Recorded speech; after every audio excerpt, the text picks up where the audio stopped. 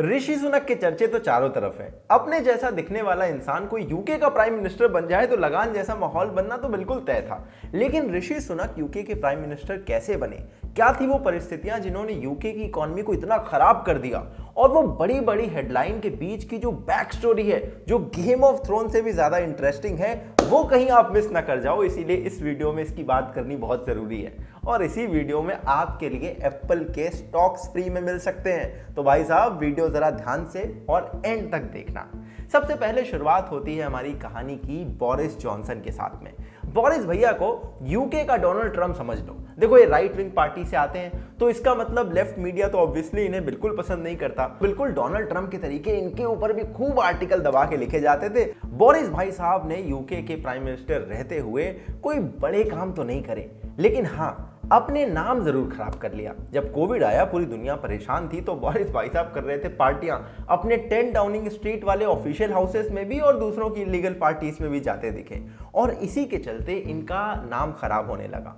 वहीं economic condition भी UK की कोई बहुत अच्छी नहीं थी। पिछले एक साल के अंदर स्टर्लिंग पाउंड जो गिरा है ना, वो लुढ़कता ही चला जा रहा है। और इसी सब के चलते हुए बोरिस जॉनसन को कहीं ना कहीं रिजाइन करना पड़ा। अब बोरिस जॉनसन का पीएम पद से हटना तो आपने जरूर सुना है, लेकिन इसके पीछे ऋषि सुनक का रेजिग्नेशन और बिल्कुल गेम ऑफ थ्रोन्स स्टाइल वाली प्लॉटिंग जरूर आप मिस कर गए होंगे, जो मैं थोड़ी देर में बताऊंगा। लेकिन उससे पहले ये समझ लो कि भैया, जहां पाउंड एक तरफ गिरते पे गिरता जा रहा है, वहीं यूएस डॉलर स्ट्रांग हुए जा रहा है, लगातार बढ़ता जा रहा है और कई सालों के रिकॉर्ड तोड़ रहा है। यूएस की कंपनीज भी अगर आप देखें, चाहे एप्पल, माइक्रोसॉफ्ट, अमेजॉन, फेसबुक, ये भी पिछले कई सालों में बहुत स्ट्रांग हुई हैं। अब इनके प्रोडक्ट तो आप यूज करते ही रहें। अगर आपको इनके प्रॉफिट का हिस्सा भी लेना है तो आप इनके शेयर में इन्वेस्टमेंट भी कर सकते हैं। अब आप डर के सोचेंगे कि अरे भाई साहब, इसमें तो बहुत पैसा लगता होगा। बिल्कुल नहीं, क्योंकि हमारे सेगमेंट स्पॉन्सर IND मनी के थ्रू अगर आप यूएस स्टॉक में इन्वेस्टमेंट करेंगे तो आपको कोई अकाउंट ओपनिंग फीस, कोई भी बीच के मिडिल मैन वाले चार्जेस नहीं देने हैं। दूसरा फायदा यह है कि भाई, इंडियन स्टॉक मार्केट में आप फ्रैक्शनल शेयर नहीं खरीद सकते हो, आपको पूरा एक शेयर खरीदना पड़ता है।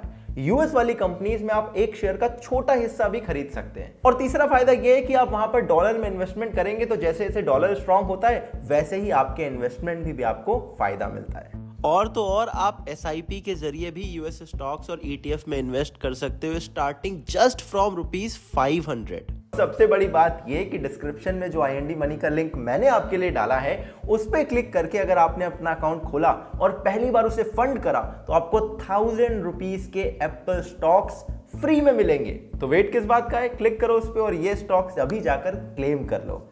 आप ये करो और मैं आपको सुनाता हूं वो गेम ऑफ थ्रोन्स वाली कहानी। देखो, जब बोरिस जॉनसन के ऊपर मीडिया आर्टिकल लिख रही थी, तब ऋषि सुनक उनके फाइनेंस मिनिस्टर थे। ये जो पूरा कोविड की तबाही चल रही थी, उसमें जो पैसा लोगों तक पहुंचाना था, उसकी जिम्मेदारी ऋषि सुनक के ऊपर थी। और इन्होंने ही eat out to help out नाम की कैंपेन चलाई थी कि मतलब आप रेस्टोरेंट में जाके खाना खाओगे तो सरकार आपको पैसा देगी, क्योंकि आप रेस्टोरेंट ओनर की एक तरह से मदद कर रहे हो।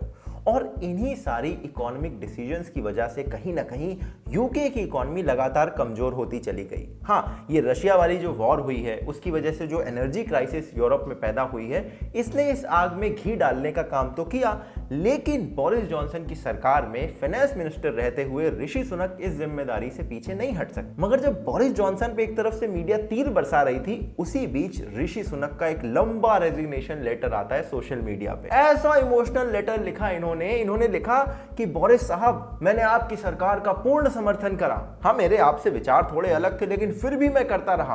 अब बहुत हो चुका है, मैं अब इस पद पर नहीं रह सकता, मैं रिजाइन करने जा रहा हूं। यह लेटर पढ़ने के बाद एकदम क्लियर था कि ऋषि भाई साहब ना सिर्फ रिजाइन कर रहे हैं, बल्कि वो ये सरकार पूरी तरह से गिराना चाहते हैं। रेजिग्नेशन लेटर के ट्वीट करने के थोड़े ही समय के बाद में इन्होंने एक नया हैंडल लॉन्च करा, रेडी फॉर ऋषि, और खुल्लम खुल्ला चुनौती दे दी कि यूके अब एक नए प्राइम मिनिस्टर के लिए पूरी तरह से तैयार है। और इसी के बाद एक लंबी रेस शुरू हुई, जो कि लिज ट्रस और ऋषि सुनक के बीच में थी। अब देखो, ये सारे के सारे लोग ना एक ही पार्टी के हैं। ये ऐसा समझ लो कि बीजेपी के अंदर गडकरी साहब, राजनाथ सिंह, मोदी, अमित शाह, ये सारे लोग कह रहे हैं हमें पीएम बनना है ना। तो पहले बोरिस जॉनसन पीएम थे, उसके बाद हटने के बाद कहा कि लिज ट्रस और ऋषि सुनक में किसी एक को पीएम बनाया जाए। लेकिन ये पार्टी है कंजर्वेटिव, तो कंजर्वेटिव पार्टी कभी भी बाहर से आए हुए इमिग्रेंट्स को बिल्कुल सपोर्ट नहीं करती। ऑल्दो ऋषि सुनक कोई इमिग्रेंट नहीं है, मगर इनकी पत्नी भारतीय मूल की है। तो इनकी पत्नी को लेकर बहुत सारे आर्टिकल लिखे जाने लगे कि ये तो नारायण मूर्ति जी की बेटी हैं जो कि इन्फोसिस के पूरे करता धरता हैं और इनके पास तो बहुत पैसा है, ये टैक्स सेव करती हैं, so on and so fourth. बहुत सारा पूरा बवाल इस पे खड़ा हुआ और उसके बाद ऋषि सुनक इस रेस में हार गए और लिज ट्रस फाइनली पीएम चुन ली गई।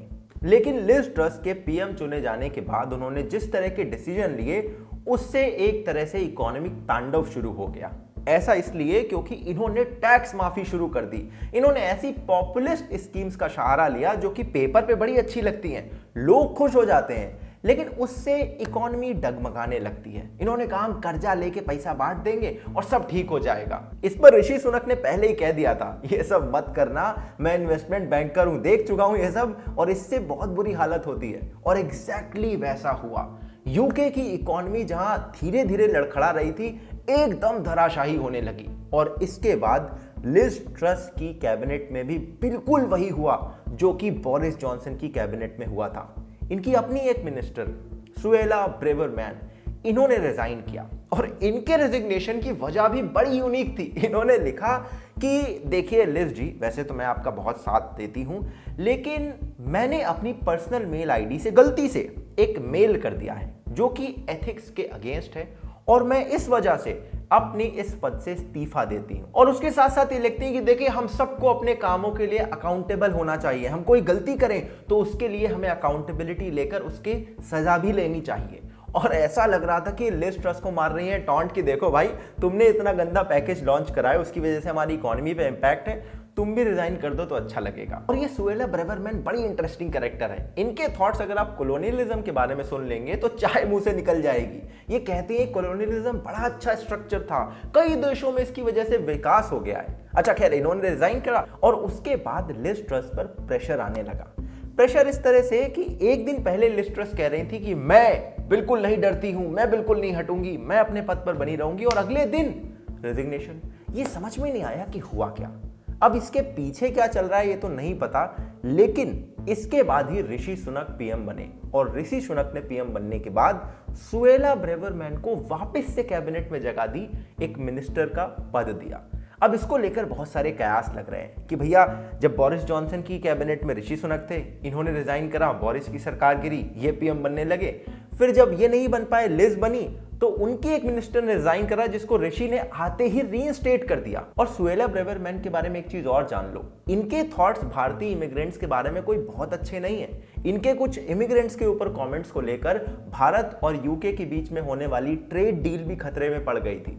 तो ऐसे में लोग ये पूछने लगे कि भाई साहब जिसने खुद ही रिजाइन कर दिया था उसे रीइंस्टेट करने की क्या जरूरत पड़ी जबकि वो इतनी कंट्रोवर्शियल फिगर है। तो अब लोगों के दिमाग यहाँ पे भी दौड़ रहे हैं कि कहीं यहाँ पर कोई 4D चेस तो नहीं चल रहा, गेम ऑफ थ्रोन्स जैसा, जहां पर रेजिग्नेशन में इशारों में बात होती है और अगले दिन सरकारें गिर जाती हैं। लेकिन जैसा भी कुछ चल रहा है, यूके में जो भी हो रहा है, काफी पॉपकॉर्न लेकर देखने वाली चीज है। लेकिन अब ऋषि सुनक वहां के पीएम बन चुके हैं और आगे क्या होगा ये काफी इंटरेस्टिंग है। क्योंकि सोच के देखो, जो इंसान पहले फाइनेंस मिनिस्टर हुआ करते थे, जिनके रहते हुए इकोनॉमी इतनी बुरी तरह से लड़खड़ा रही थी, उन पर अब जिम्मेदारी एज ए प्राइम मिनिस्टर आ गई है कि तुम ही बचाओ इस इकोनॉमी को रिसेशन में जाने से। क्या वो बचा पाएंगे? ये काफी इंटरेस्टिंग होगा देखना। रही बात इसकी कि ऋषि सुनक तो इंडियन है, हमें बड़ा प्राउड होना चाहिए, मुझे तो ऐसा लगता है देखो अपने जैसा दिखने वाला इंसान कहीं पर भी पहुंच जाता है तो हमें खुशी तो देखो होती है। लेकिन असली बात यह है कि ऋषि सुनक एक यूके के कंजर्वेटिव पार्टी के लीडर हैं और वहीं के प्राइम मिनिस्टर हैं। उनके सारे डिसीजन वहीं के बारे में होंगे। वो ऐसे इंसान को कैबिनेट में रीइंस्टेट कर रहे हैं जो ओपनली इमिग्रेंट्स के अगेंस्ट बोलते हैं। तो भारतीयों को तो छोड़ दो, ऐसे भारतीय जो यूके में जाकर रहते हैं उनके लिए भी कोई बहुत अच्छा ये कदम हो जाए मुझे नहीं लगता। इसलिए बहुत ज्यादा खुश मत हो, वो विजय मामा को हाई जरूर कर देंगे। विजय मामा हाय, इट्स ऋषि। तुम्हारा वीजा नहीं लगवा देंगे। इसी के साथ मैं करता हूं इस वीडियो को रैप अप। अगर आपको 1000 रुपीज के एप्पल स्टॉक्स को क्लेम करना है, डिस्क्रिप्शन में IND मनी के लिंक पर क्लिक करो, अपने अकाउंट को फंड करोगे और आप ये स्टॉक को क्लेम कर सकते हो।